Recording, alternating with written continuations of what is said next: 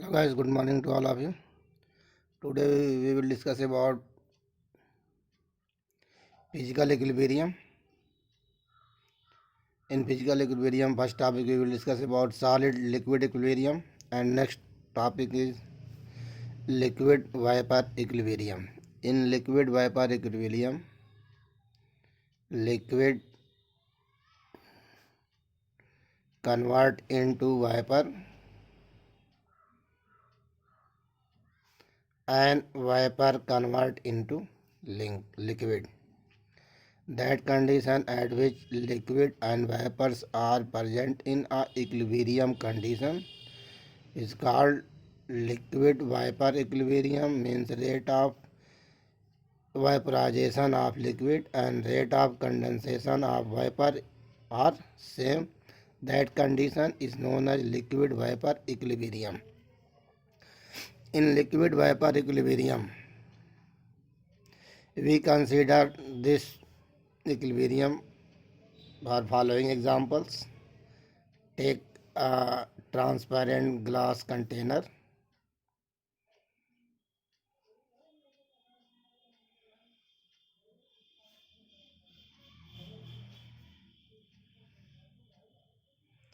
and fix manometer.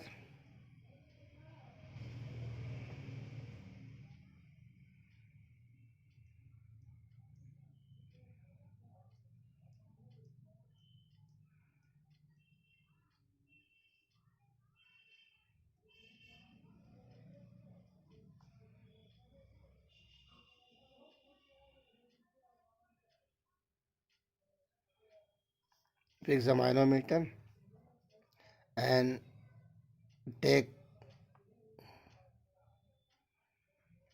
anhydrous calcium chloride in china dish and place in the container.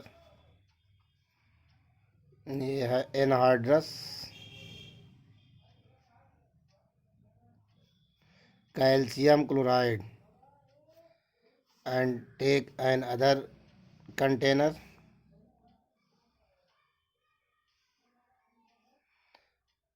and take water in china dish or a cup and place in container water liquid form में.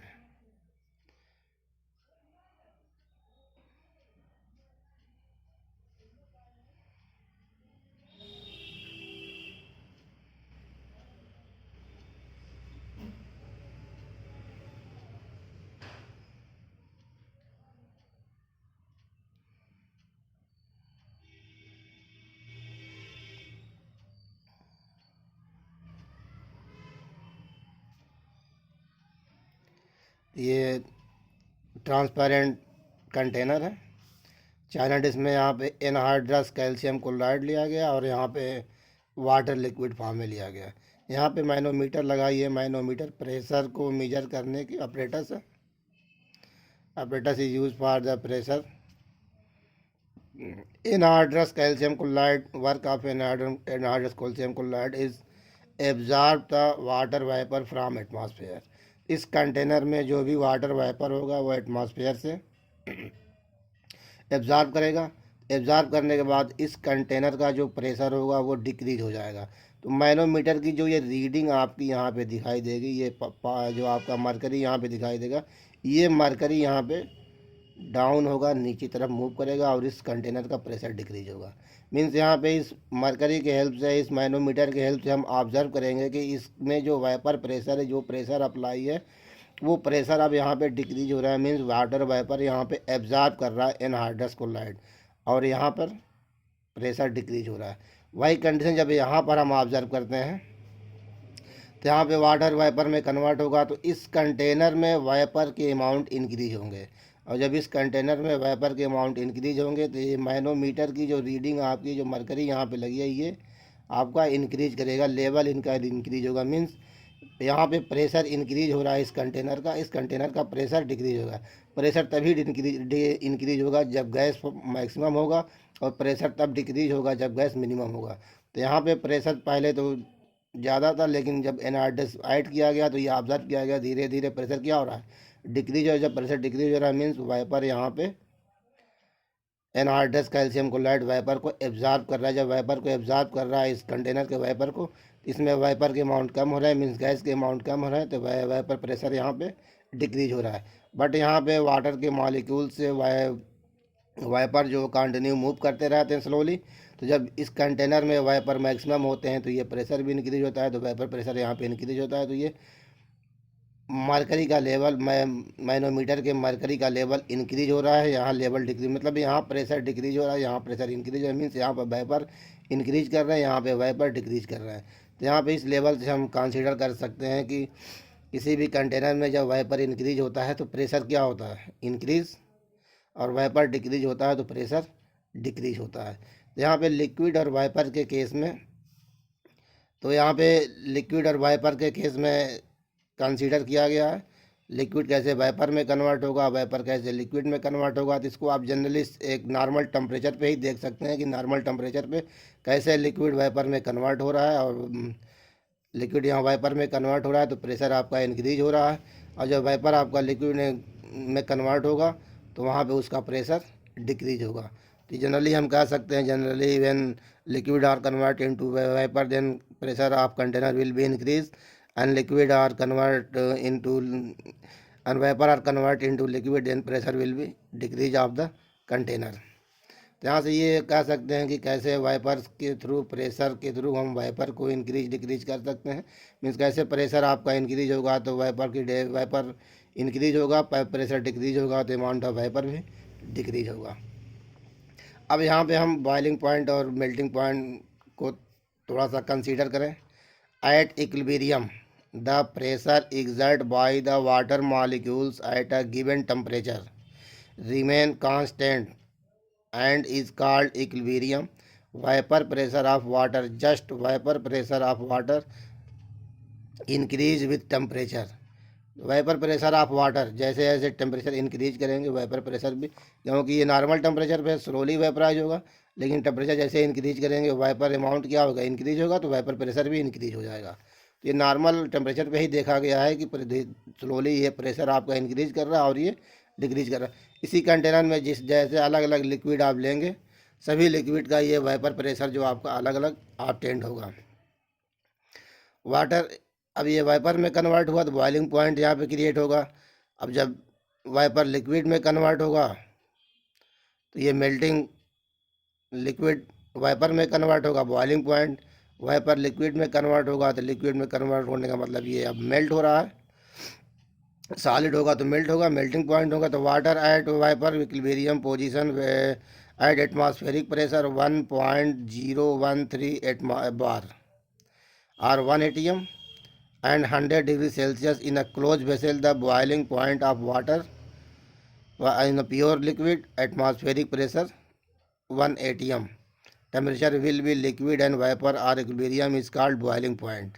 मतलब जिस condition पे water liquid 1 atmospheric pressure और 1.013 बार, ये आपका atmospheric pressure है।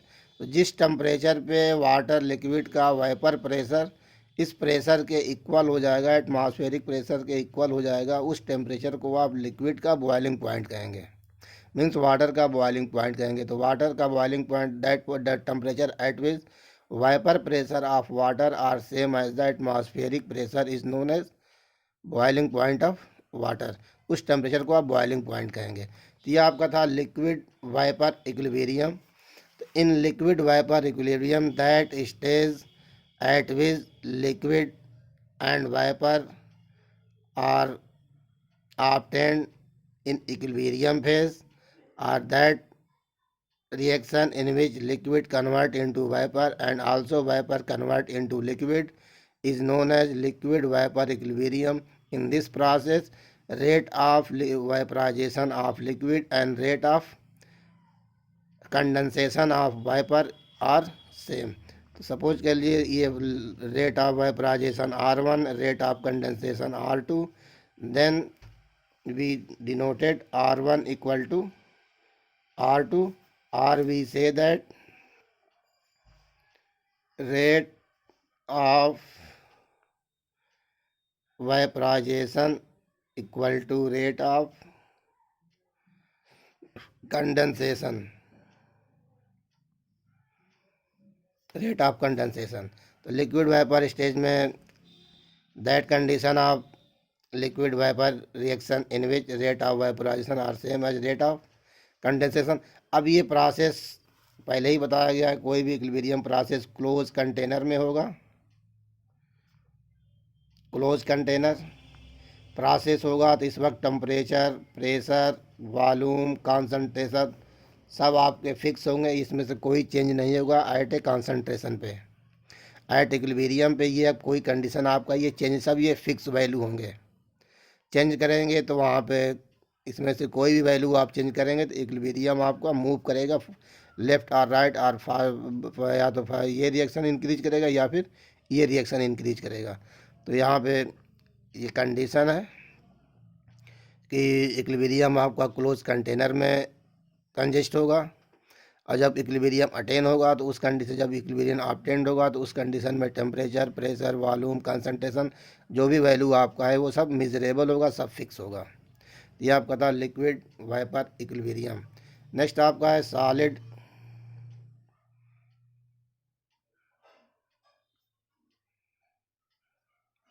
Vapour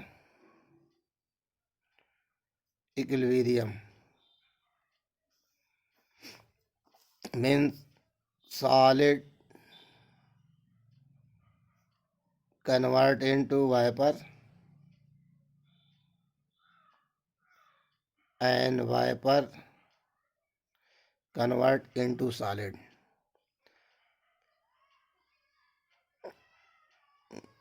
Solid and vapor phase.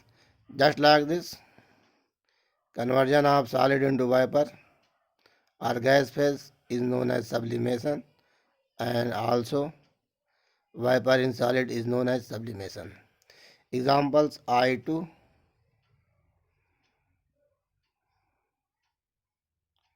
solid,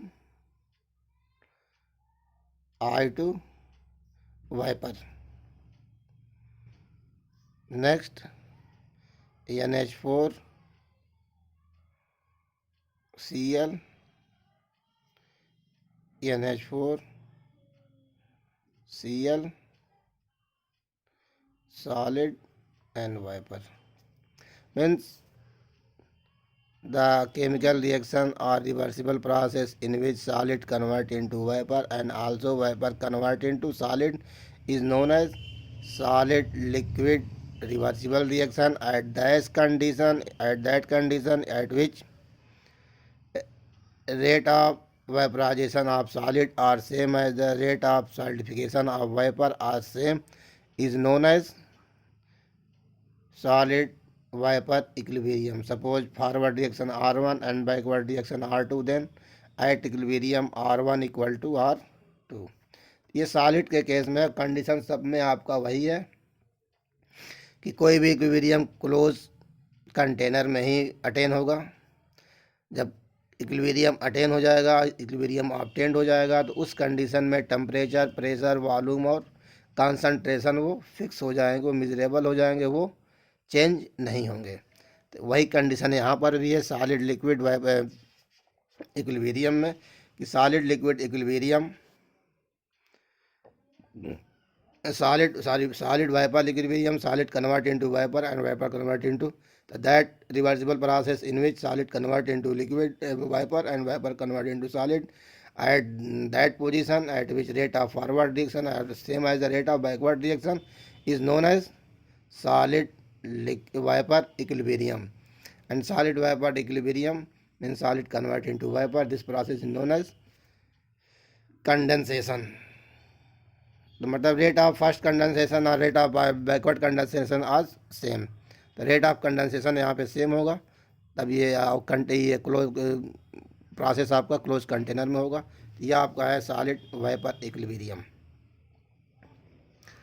पहले ही बताया गया इक्विलिब्रियम प्रोसेस आपका डायनामिक प्रोसेस है डायनेमिक प्रोसेस में ये प्रोसेस कभी क्लोज नहीं है, चाहे कोई भी इक्विलिब्रियम हो, सॉलिड लिक्विड हो, लिक्विड वेपर हो, सॉलिड वेपर हो, ये प्रोसेस कभी आपका क्लोज नहीं होता है। मीन्स अब ये कहा गया है कि rate of forward reaction are same as rate of backward reaction. अब ये जितना अमाउंट वेपर में कन्वर्ट होगा उतना वेपर सॉलिड में कन्वर्ट होगा, तो ये कंटिन्यू आपका होता रहेगा प्रोसेस।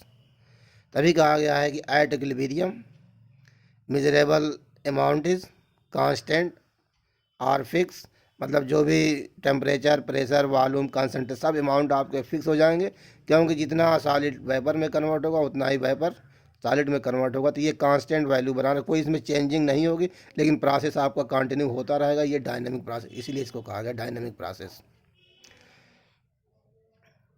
नेक्स्ट टॉपिक आपका है equilibrium involving dissolution of solid और gas. Next topic is equilibrium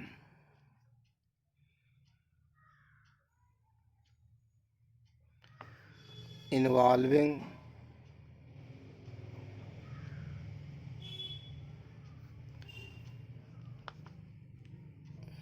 dissolving dissolution of solid or gases in liquid. First in this solid in liquid,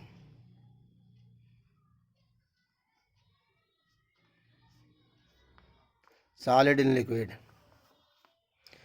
जैसे शुगर आप ले लीजिए, शुगर ये आपका सॉलिड फॉर्म में है, इसको आप डिज़ोल्व करते हैं, यही शुगर सॉल्यूशन फॉर्म में चला जाता है।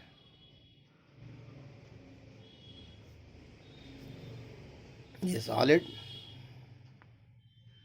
और ये सॉल्यूशन वाटर में डिज़ोल्व करेंगे तो शुगर आपका सॉल्यूशन फॉर्म में, लिक्विड फॉर्म में, ये सॉल्यूशन फॉर्म में। तो इक्विलिब्रियम इन्वॉल्विंग डिसोल्यूशन मतलब डिज़ोल्व ऑफ सॉलिड और गैस इन लिक्विड, सॉलिड और गैस का लिक्विड में डिज़ोल्व होने में इक्विलिब्रियम कैसे अटेंड होगा। तो सॉलिड इन लिक्विड, सॉलिड कैसे लिक्विड में कन्वर्ट होगा, सॉलिड को वाटर में डिज़ोल्व करेंगे, सॉलिड लिक्विड में सॉल्यूशन में कन्वर्ट हो जाएगा। तो ये आपका सॉलिड है और ये सॉल्यूशन आपका लिक्विड। तो solution means rate of dissolution and rate of crystallization. Sugar convert into solution R1 and R2. At equilibrium R1 you know that are equal to R2. Solid convert into solution is known as rate dissolution.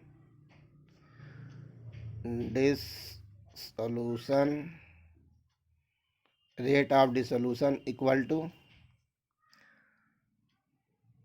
solution convert into liquid, convert into solid, rate of crystallization.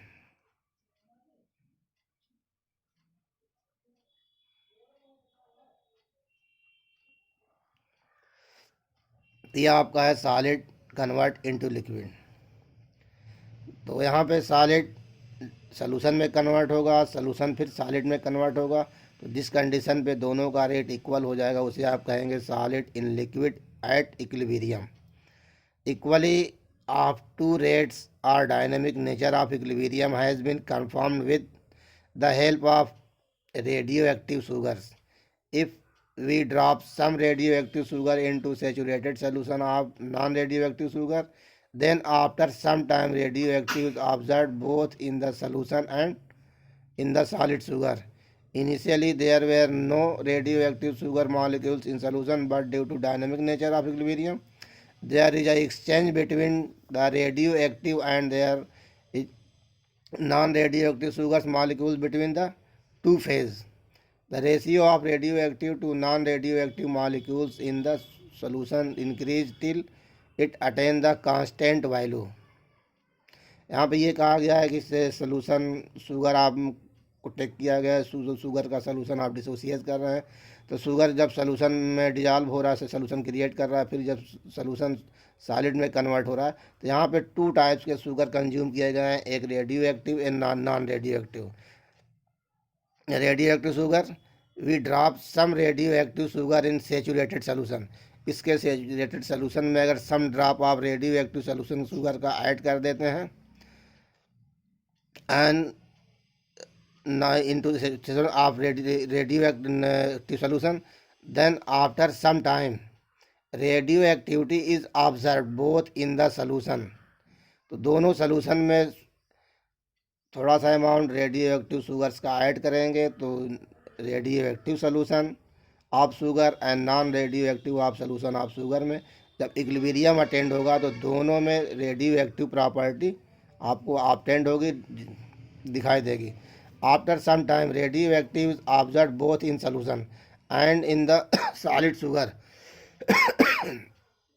Initially, there were no radioactive sugar molecule in the solution, but due to dynamic nature, the equilibrium। यहाँ पे ये कहा गया है कि sugar आप एक का रेडियो एक्टिव और एक नॉन रेडियो एक्टिव अगर सलूशन बना रहे हैं, इस सलूशन में रेडियो एक्टिव शुगर थोड़ा सा ऐड कर देंगे तो सॉलिड और शुगर सॉल्यूशन दोनों में रेडियो एक्टिव नेचर शो होने लगेगा। मीन्स एक डायनेमिक प्रोसेस आपको ऑब्जर्व होगा, दिखाई देगा। अगर रेडियो एक्टिव शुगर यहाँ पे ऐड कर देते हैं तो रेडियो एक्टिव आपका सॉलिड है, सॉल्यूशन बनाएंगे तो दोनों में रेडियो एक्टिव नेचर आपके शो होने लगेंगे। अगर ये शुगर नहीं है, आपके पास नॉन रेडियो एक्टिव शुगर ही है, तो यहाँ पे डायनेमिक प्रोसेस फिर भी ऑब्टेंड होगा, लेकिन उसे हम ऑब्जर्व देख नहीं सकते, लेकिन ये प्रोसेस आपका ऑब्टेंड होता है। तो यहाँ पे radio active sugar, non radioactive sugar इसीलिए लिया गया है कि आप अगर इस कंटेनर में शुगर ले लेते हैं, वाटर इसमें है, थोड़ा सा अमाउंट आप शुगर यहाँ पे ऐड किए, शुगर आपका डिजॉल्व हुआ, फिर ऐड किए, शुगर आपका डिजॉल्व हुआ। अब इक्विलिब्रियम कंडीशन में जब आप इसको ऐड करेंगे तो जो जब मैक्सिमम सैचुरेटेड सॉल्यूशन बन जाएगा, उसके बाद भी अगर शुगर यहाँ पे ऐड करेंगे तो ये शुगर इसमें डिजॉल्व नहीं होगा, यहाँ आपको बैठता हुआ दिखाई देगा, लेकिन ये बैठेगा नहीं, ये यहाँ पर कलेक्ट नहीं होगा, ये स्लोली अब यहाँ पे डिजॉल्व होगा और जो सोल्यूशन में शुगर पड़ा है वो धीरे धीरे सॉलिड में चेंज होगा। तो अब यहाँ पे क्रिस्टलाइजेशन और सोल्यूशन दोनों का रेट अब सेम हो जाएगा। जो भी ऊपर आप शुगर ऐड करेंगे वो नीचे आगे कलेक्ट होगा, कलेक्ट होने का मतलब वो धीरे धीरे डिजॉल्व होगा और धीरे धीरे सोल्यूशन का क्रिस्टल, सोल्यूशन में जो शुगर है वो क्रिस्टलाइज होंगे। ये प्रोसेस आपको ऑब्जर्व होता है। तो इस कंडीशन में जब ये प्रोसेस आपको ऑब्जर्व होगा तो अब इस प्रोसेस में जब ये प्रोसेस चल रहा है तो ये आपको दिखाई नहीं दे रहा है। अब देखने के लिए इसमें थोड़ा सा रेडियो एक्टिव शुगर ऐड कर देते हैं। तो जैसे रेडियो एक्टिव शुगर ऐड करेंगे तो जब सॉलिड में कन्वर्ट, सॉलिड में जाकर दिखाई देगा, जब सोल्यूशन में जाएगा तो सोल्यूशन भी आपका चमकने लगेगा, सोल्यूशन भी रेडियो एक्टिव नेचर का हो जाएगा। तो यहाँ पे कहा गया है कि अगर इसमें रेडियो एक्टिव शुगर ऐड कर देते हैं तो ये आपको ऑब्जर्व होगा, दिखाई देगा। और अगर आपके पास रेडियो एक्टिव शुगर नहीं है, उसके बावजूद भी ये प्रोसेस होता है, लेकिन इसको आप देख नहीं सकते हैं। तो ये आपका है सॉलिड इन लिक्विड। नेक्स्ट इसी में आपका टॉपिक है गैस इन लिक्विड।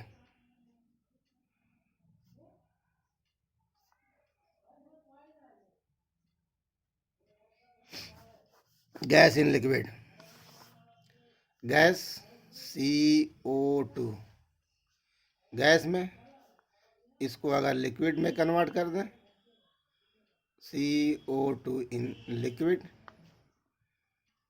तो लिक्विड में तभी कन्वर्ट होगा जब इसका हम सॉल्यूशन बनाएंगे।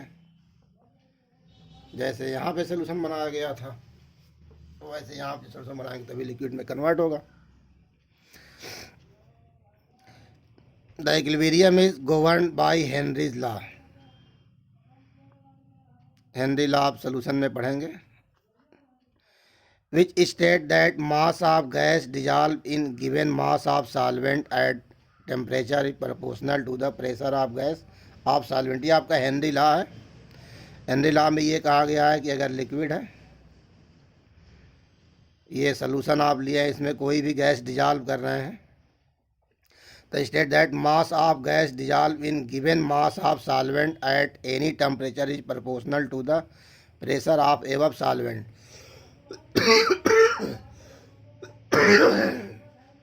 मास ऑफ जो gas dissolve in given mass of solvent, एक मास ऑफ सॉल्वेंट ये है, इसमें जितना गैस डिजॉल्व होगा ये गैस का मास जो होगा वो उस प्रेशर के, लिक्विड के प्रेशर के डायरेक्टली प्रोपोर्शनल होता है। यह है हेनरीज लॉ। तो यहाँ पे आपको हेनरीज लॉ नहीं देखना, बस ये देखना है गैस इन लिक्विड, गैस जब लिक्विड में कन्वर्ट होता है तो इक्विलिब्रियम अटेन होता है कि नहीं होता है।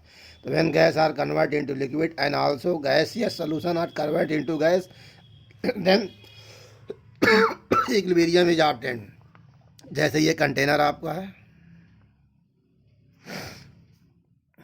वाटर रख लिया जाए, इसमें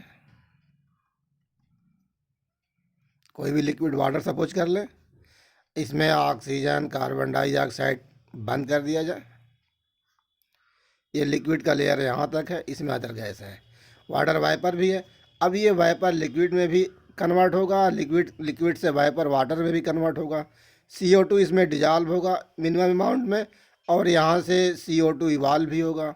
O2 मिनिमम अमाउंट में वाटर में डिजॉल्व होता है, O2 इवाल्व भी होता है। तो यहाँ पर गैस के और लिक्विड के बीच में एक इक्विलिब्रियम अटेंड होता है। तो इस यहाँ पर R1 और R2 जब जिस कंडीशन पे इक्वल होगा, मतलब यहाँ पे रिवर्सिबल प्रोसेस होता है, जिस कंडीशन पे ये दोनों प्रोसेस इक्वल होगा उसे हम कहेंगे gas in liquid at equilibrium. तो कोई भी गैस को जब वाटर में ऐड करेंगे तो वो मिनिमम अमाउंट में डिजॉल्व होगा, डिजॉल्व होने के बाद फिर वो गैस आपका इवॉल्व होगा, दोनों के बीच में कंटेनर क्लोज कर देंगे तो एक इक्विलिब्रियम अटेंड हो जाएगी, एक रिवर्सिबल प्रोसेस स्टार्ट हो जाएगा।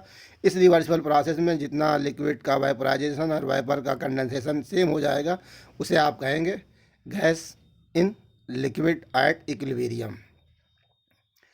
तो यहाँ पर भी रेट ऑफ फॉरवर्ड डिक्शन और बैकवर्ड डिक्शन आपका सेम है। इसमें कुछ टॉपिक दिए गए हैं दोनों के लिए, इसके लिए और इसके लिए। फर्स्ट पॉइंट यहाँ पे ये कहा गया है for solid and liquid, solid and liquid equilibriums only one atmosphere, there is only one temperature melting point and 1 atmosphere, the phase can coexist, no exchange heat and surrounding mass of two phase remain constant। यहाँ पे ये कहा गया है कि solid और liquid के equilibrium में एक टेम्परेचर आपका ऐसा होगा, मीन्स कांस्टेंट टेम्परेचर होगा, जिसपे सॉलिड और लिक्विड कोई फेज आपका चेंज होता हुआ दिखाई नहीं देगा, दोनों का कॉन्सेंट्रेशन सेम होगा सॉलिड लिक्विड के फेज में। सेकंड में कहा गया है लिक्विड और वाइपर के फेज में the vapour pressure is constant at given temperature, एक गिवन टेम्परेचर पे वाइपर प्रेशर जो आपका होगा वो इस कंटेनर का कांस्टेंट होगा। लिक्विड अगर वाइपर में कन्वर्ट हो रहा है, वाइपर लिक्विड में कन्वर्ट हो रहा है, तो इसमें वाइपर प्रेशर ऑफ कंटेनर और vapour pressure of liquid are constant at a given temperature पे वाइपर प्रेशर आपका कंटेनर का कांस्टेंट होगा, means at equilibrium vapour pressure will be constant और we say that at constant vapour pressure liquid and vapour are consume in equilibrium state. For dissolution of solid in liquid, the solubility of is a constant at a given temperature। किसी भी solid की solubility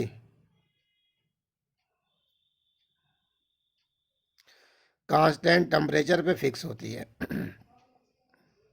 constant temperature पे fix होती है। Solubility अगर जैसे temperature आप increase करेंगे सॉल्युबिलिटी इंक्रीज होगी, टेम्परेचर आप डिक्रीज करेंगे सॉल्युबिलिटी डिक्रीज होगी। तो solubility is directly proportional to temperature at we say that solubility of fix at constant temperature. Next point इसी में कहा गया है for dissolution of gas in liquid the concentration of gas in liquid is directly proportional to the pressure of the gas over the liquid. यहीं पे कहा गया जैसे जैसे प्रेशर यहाँ पे इंक्रीज होगा गैस में, लिक्विड में गैस की सॉल्युबिलिटी इंक्रीज होगी, means solubility of gas is directly proportional to the pressure of liquid. Pressure का लिक्विड इंक्रीज होगा, गैस की सॉल्युबिलिटी इंक्रीज होगी। ये कुछ टर्म्स कहे गए थे, इस इक्विलिब्रियम इन वॉल्यूमिडिटी सॉल्यूशन ऑफ सॉलिड और गैस इन लिक्विड्स में। थैंक्स।